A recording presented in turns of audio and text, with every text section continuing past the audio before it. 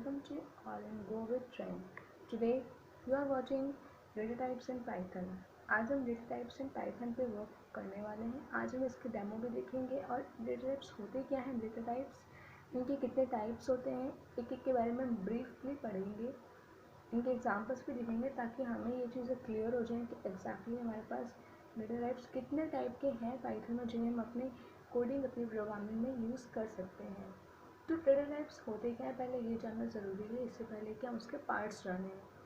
तो data types जानने के लिए ये ज़रूरी है कि डेटा टाइप्स होते क्या हैं। देखो, हमारे पास डेटा ऑलरेडी होता है हर चीज़ का, बट वो टाइप की बात जहाँ पे आती है, इसका मतलब होता है कुछ काइंड ऑफ डेटा एक कैटेगरी में होता है। लाइक अगर हमारे पास इंटीजर वैल्यूज़ हैं 4 to 10 है, ओके, सो ये इंच में आती है, तो ये हमारे न्यूमेरिक में आ जाएंगे वैल्यूज़।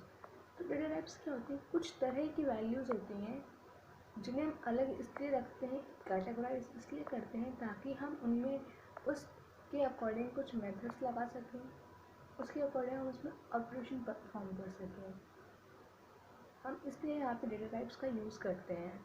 देन बात ये आती है कि डेटा टाइप्स हमारे पाइथन में और बाकी लैंग्वेज में क्यों यूज़ होते हैं, क्योंकि देखो, अगर हमें वर्क करना डेटा पे, हम कुछ वैल्यूज़ यूजर्स इनपुट कराते हैं, कुछ वैल्यूज़ हम इनपुट करते हैं, तो वो डेटा हम जो ले रहे हैं वो किस तरह का है, जिस पर तो डेटा होगा हमें उस पर ऑपरेशन परफॉर्म करने होंगे। तो इसलिए यहाँ पे हमारे पास डेटा टाइप्स डिज़ाइन होते हैं। और ये डेटा टाइप्स हमारे पास पाइथन में 5 टाइप्स के होते हैं: numeric, Boolean, sequence type, set and dictionary. Set and dictionary बाकी लैंग्वेजेस में नहीं होते, ये बहुत कम, मतलब ये पाइथन है इसलिए इसमें ये चीज़ें हैं इसमें अवेलेबल, इस तरह के डेटा टाइप्स हैं इसमें। सो अब इनका ब्रीफ इनको हम नेक्स्ट स्लाइड्स में देखेंगे कि एक्चुअली में न्यूमेरिक डेटा टाइप्स होते क्या हैं, बूलियन कौन से होते हैं, सीक्वेंस कौन से होते हैं, सेट के अंदर में क्या क्या आते हैं, कैटेगराइजेशन के फॉर्म में हम आज देखेंगे कि डेटा टाइप्स किस किस तरह के होते हैं। So let's begin. सो ये न्यूमेरिक डेटा टाइप है। न्यूमेरिक के नाम से आई थिंक एक आइडिया लग जाता है माइंड में कि हमारा न्यूमेरिक है, नंबर्स के फॉर्म में होगा, है ना। आइडिया एक लग जाता है माइंड में कि हमारे नंबर्स के फॉर्म में हो डेटा। नंबर्स में भी 3 तरह की चीज़ें होती हैं: integer, float and complex number. Integer float के बारे में आई थिंक सुना होगा आप लोगों ने, क्योंकि इंटीजर फ्लोट हमारा बेसिकली हर लैंग्वेज में यूज़ होता है। Float integer is a common data type used in every language, but complex number I don't think so कि किसी लैंग्वेजेस में इतना वाइडली यूज होता होगा, but in this Python it will be using. So basically integer होता क्या है, जिसमें कि हमारे पास इंट वैल्यूज़ होती हैं, नंबर्स के फॉर्म में होती है, उसमें कि पॉजिटिव वैल्यूज़ भी होती हैं और नेगेटिव। एंड आपको मैं एक चीज़ और बता दूँ कि पाइथन में कोई लिमिट नहीं है कि हमारे पास अगर इंट डेटा टाइप है तो उसका कोई लिमिट या कोई रेंज है कि इतने रेंज तक हमारे पास डेटा टाइप होता है, ऐसा कुछ नहीं है। बाकी लैंग्वेज की अगर हम बात करें तो उसमें कुछ लिमिट और कुछ रेंज होते हैं। आप गूगल करोगे तो आपको इसकी इन्फॉर्मेशन भी मिल जाएगी कि कितनी रेंज होती है बाकी C and C plus plus में, क्योंकि पाइथन में कोई रेंज नहीं होती इंटीजर की, या किसी भी लैंग्वेज, किसी भी डेटा टाइप की कोई रेंज नहीं होती कि वो किस रेंज तक अवेलेबल है। यहाँ पे हम जितने भी रेंज तक चाहें, कितना भी लॉन्ग इंटीजर वैल्यू हमारी यहाँ पे हो सकती है, ठीक है। तो ये चीज़ें पाइथन में ही है सिर्फ। Then come to the next, float. Float real number होते हैं जिन्हें हम डेसिमल के थ्रू पॉइंट करते हैं। देन कॉम्प्लेक्स नंबर एक डिफरेंट टाइप का नंबर होता है, ठीक है। इसमें क्या होता है, कुछ चीज़ें रियल होती हैं, कुछ चीज़ें इमेजिनरी पार्ट होता है। आई थिंक आपको विजिबल होगा कि यहाँ पे कुछ चीज़ें रियल में, सो आपको ये चीज़ें विजुअल होंगी यहाँ पे कि कुछ चीज़ें हमारे यहाँ पे रियल में होती हैं, कुछ हमारी इमेजिनरी होती हैं, यानी कि हम रियल में नंबर है हमारे पास। एग्जांपल में आप लोग देख सकते हैं कि यहाँ पे -2 रियल नंबर्स में लिखा हुआ है, तो -2 रियली में नंबर एक होता है ना, इसे हम कर सकते हैं जूम।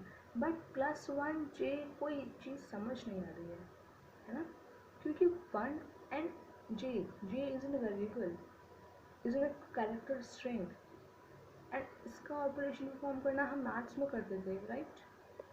मैथ्स में करते थे ये चीज़ें, तो उसके लिए हमारे मैथ्स के अकॉर्डिंग फॉर्मूले लगते थे। बट इसका यहाँ ऐसा कोई रूल नहीं है, हम इसे वाइडली इतना यूज़ नहीं करते हैं। बट क्योंकि ये एक अलग तरह का डेटा टाइप होता है, तो इसलिए इसको हमने कॉम्प्लेक्स नंबर नाम दे दिया, बिकॉज ये कॉम्प्लेक्सिटी बहुत ज़्यादा होती है, इसमें समझना डिफिकल्ट रहता है बहुत। So it comes under the complex numbers. So ये था हमारा न्यूमेरिक डेटा टाइप का ओवरव्यू। तो न्यूमेरिक में 3 तरह के डेटा टाइप्स होते हैं, वी रिमेंबर दिस। न्यूमेरिक में 3 तरह के डेटा टाइप्स होते हैं, पहला होता है integer, float and then complex number. Then coming to the next, it's Boolean. मैंने पहले भी कहा था कि बुलियन में हमारे पास एक ट्रू एंड फॉल्स की वैल्यूज़ होती हैं। या तो हम कुछ कोड रन करेंगे, कुछ सॉर्ट ऑफ कोड हम लिखेंगे, रन करेंगे, तो या तो हमारे पास वैल्यू रिटर्न होकर ट्रू होकर आएगी या फॉल्स। दोनों एक साथ आने का कुछ सवाल नहीं होता, बिकॉज बूलियन है, यहाँ कोई एक वैल्यू ही मिलेगी। अगर आपने सिस्टम ऑन किया है अपना, तो वो 0 से अगर ऑन हो रहा है तो 1 से ऑफ होगा, 0 से ऑन ऑफ नहीं हो सकता वो। It's not real, but I am saying this कि ये सिस्टम्स होते हैं कि अगर हमारा एक की से अगर एक काम हो रहा है तो उससे वही काम होगा, कोई दूसरा काम नहीं हो जाएगा। सो इन द सेम मैनर, अगर हमारे पास हमने कुछ कोडिंग रन की है, बाई चांस हमने कोई कोड रन किया है, हमारे पास अगर आंसर ट्रू आ रहा है तो एट द टाइम ट्रू ही होगा, वो फॉल्स नहीं हो जाएगा नेक्स्ट टाइम में। इफ़ इन केस अगर हम कुछ चेंज करते हैं अपने कोड में, पर्टिकुलर कोड में, देन वो हमारा फॉल्स में कन्वर्ट हो सकता है, बट एक चीज़ एक ही बार में ट्रू या फॉल्स में ही रहेगी। सो ये था हमारा बूलियन, कि बूलियन में इतना ऐसा कुछ होता नहीं है, जस्ट ट्रू एंड फॉल्स की वैल्यू हमें आनी होती है हमारे कोडिंग के अकॉर्डिंग। सो नेक्स्ट है हमारा सीक्वेंस टाइप्स। ये एक ऐसा टाइप है जिसमें मतलब ये इस तरह का टाइप है जहाँ पे एक बहुत लॉन्ग डिस्कशन हो सकता है हमारे कोडिंग को लेके, बिकॉज यहाँ पे हमें इन सब का एग्जाम्पल देखने को मिलेगा। एग्जाम्पल्स तो आपको वैसे इंटीजर, फ्लोट, कॉम्प्लेक्स सब में देखने को मिलेगा, but in sequences it's widely used. So sequence में हमारे पास ऑर्डर्ड कलेक्शन होता है, ऑर्डर्ड कलेक्शन याद रखना, ऑर्डर्ड, क्योंकि आगे ऐसे कई सारे टाइप्स आएंगे जहाँ पे अनऑर्डर्ड कलेक्शंस भी होंगे डेटा टाइप्स की। सो बी रिमेंबर दिस कि सीक्वेंस टाइप्स में ऑर्डर्ड कलेक्शन होते हैं डेटा टाइप्स के, ठीक है। तो आगे जो हमारे सेट्स एंड डिक्शनरी टाइप के डेटा है वो हमारे अनऑर्डर्ड होते हैं, बट सीक्वेंस में हमारे ये पूरा डेटा टाइप्स जो सीक्वेंस के अंदर जितनी चीज़ें आ रही हैं वो सब कुछ ऑर्डर्ड फॉर्म में होंगी, ठीक है। अब पहले बात करते हैं हम स्ट्रिंग्स की। मैंने पहले भी बोला था स्ट्रिंग होता क्या है, ठीक है। स्ट्रिंग्स का हम कैसे करते हैं, यूज स्ट्रिंग वाइडली इतना यूज़ होता है, हम स्ट्रिंग यूज़ करते हैं हर जगह। सो अब स्ट्रिंग की बात करें तो स्ट्रिंग क्या होता है, एक से अलग अलग टाइप का कैरेक्टर एक सिंगल या डबल कोट्स में होता है। जैसे कि देखो आपकी स्क्रीन में दिख रहा होगा कि हमने यहाँ पे एक स्ट्रिंग क्रिएट करके दिखाई है। I will show you the demo for this also, इसका डेमो भी देखेंगे हम। बट अभी यहाँ पे स्ट्रिंग का यहाँ एक स्ट्रिंग क्रिएट करके दिखाई है मैंने। अब एक और चीज़ समझा दूँ मैं कि स्ट्रिंग क्रिएट करने के लिए मैंने यहाँ पे सिंगल कोट्स लगाए हैं, ठीक है। ऐसा कोई रूल नहीं है कि आप सिंगल लगाओ, डबल भी लगा सकते हो, ठीक है। मैंने पहले बनाई है string 1 equals to single quotes में मैंने हाई लिखा, then I have printed your string is written single quotation, यानी कि मैंने यहाँ पे मेंशन किया कि मेरा स्ट्रिंग सिंगल कोटेशन में है। अब ये तब लिखा हुआ आएगा जब मैं स्ट्रिंग 1 को प्रिंट करूँगी, तब मेरे पास ये वाली सेकेंड वाली प्रिंट वाली लाइन भी लिखी हुई आएगी, ओके। तो आई थिंक ये आपको बेटर अंडरस्टैंड इसकी अंडरस्टैंडिंग तभी होगा, सिंगल हो सकता है, बट ये ज़रूरी है। इससे क्या होता है, आपका कोटेशंस के अंदर जो जो अपने वर्ड या सेंटेंस लिखा है, जो कुछ भी लिखा है, वो एक इंडिविजुअल की तरह ट्रीट किया जाता है, ठीक है, इंडिविजुअल की तरह ट्रीट किया जाता है। अब अगर मैं क्या करूँ, अगर अब मैं इन सभी को मिटा दूँ यहाँ से, अगर मैं इरेज कर दूँ इन सबको, यहाँ पे इन सबको इरेज कर दूँ, जस्ट ये और ये वाला ब्रैकेट रहे, तो भी मेरा लिस्ट बन जाएगा। बस जस्ट लिस्ट में प्रिंट होकर कुछ नहीं आएगा, प्रिंट होकर कुछ नहीं आएगा। यहाँ पे हमें एक कोड शायद आई थिंक फॉरवर्ड लिखना भूल गई हूँ। यहाँ ये प्रिंट लिस्ट 1 लिखना था, जैसे हमने यहाँ पे लिखा है ना प्रिंट स्ट्रिंग 1, सेम चीज़ यहाँ लिखेंगे हम लिस्ट के बाद प्रिंट स्ट्रिंग प्रिंट लिस्ट, तो हमारा इस लिस्ट 1 यहाँ प्रिंट होकर आ जाएगा हमारे पास। तो कुछ इस तरीके से ही हमारा काम होगा लिस्ट का।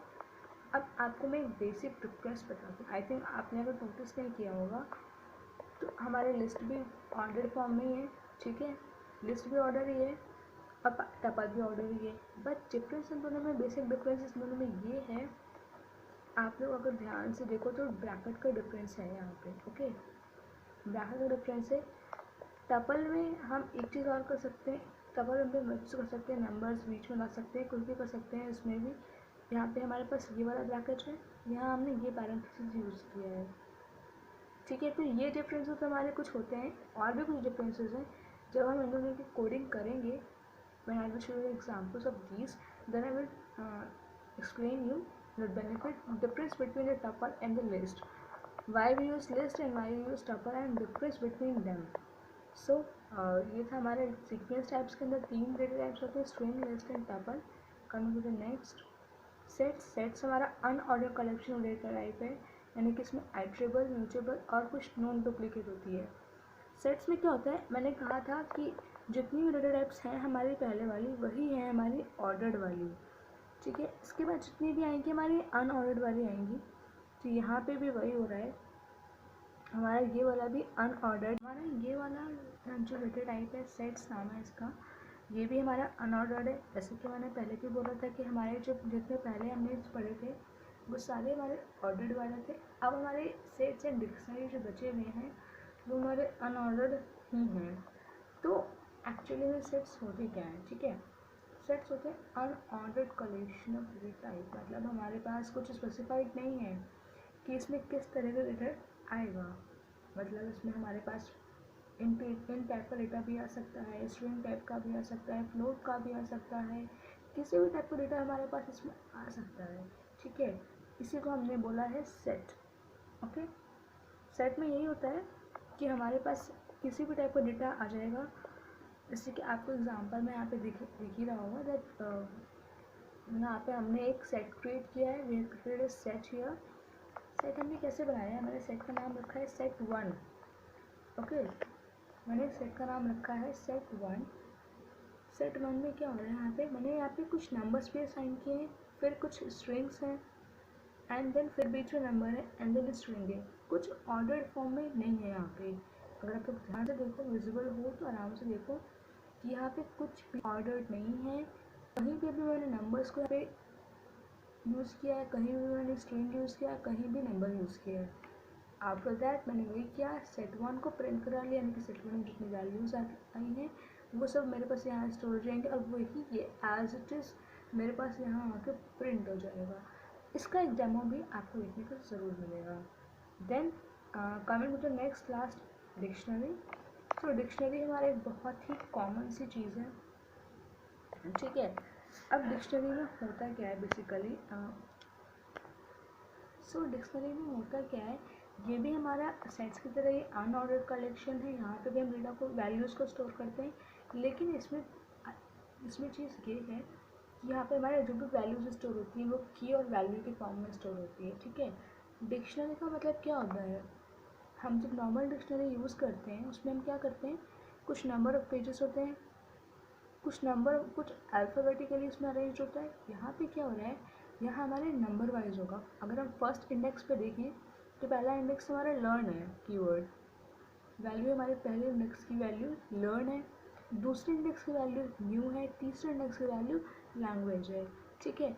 कुछ इसी तरीके से अगर हमने लिखा dict1 और ब्रैकेट में मैंने लिखा 1, तो मेरे पास लर्न वाला वैल्यू प्रिंट होकर आ जाएगा। I will show you Neymar also, so don't worry about, just listen now just. Okay, अगर मैंने यहाँ पे dict1 लिखा तो मैंने, अगर मैं चाहती हूँ कि मुझे सिर्फ ये लर्न की वैल्यू मिले, आई वॉन्ट कि मुझे सिर्फ ये लर्न प्रिंट होके मिले, तो मैं क्या करूँगी, उसके लिए मुझे क्या करना पड़ेगा, उसके लिए मैं बस dict1 लिखूँगी।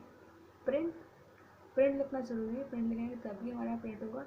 प्रिंट dict1 और फिर यहाँ एक पैरेंथेसिस के अंदर लिखूँगी 1, तो मेरे पास ये वाला वैल्यू प्रिंट होके आ जाएगा, ठीक है। तो कुछ इसी तरीके से हम यहाँ पे लिखेंगे डिक्शनरी के लिए।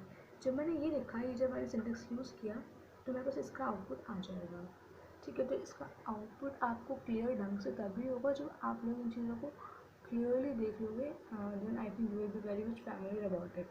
सो दैट्स इट फॉर टुडे। आज के लिए इतना ही बहुत है। अगर अभी हमने इतना ही किया है, अभी आज हमने जितनी बातें की हैं, आज हमने जो भी डिस्कशन किया है हमारे इस टॉपिक पे, डेटा टाइप्स पे, इसकी वीडियोस, कोडिंग की एग्जांपल्स के साथ, डेमो के साथ आपको मिलेंगी बहुत जल्द। So that's it for today. If you like the video then please subscribe, like, share. And अगर आपको समझ में आ रहा हो तो प्लीज़ कमेंट करके बता देना मुझे। एंड अगर कोई डाउट हो, कोई अगर ऐसी कोई डाउट जो आपको कोई टॉपिक समझ ना आया हो आज, तो प्लीज़ मुझे कमेंट में बता देना, मैं आपको और अच्छे तरीके से समझाने में हेल्प करूँगी। Okay, thank you and bye bye, take care.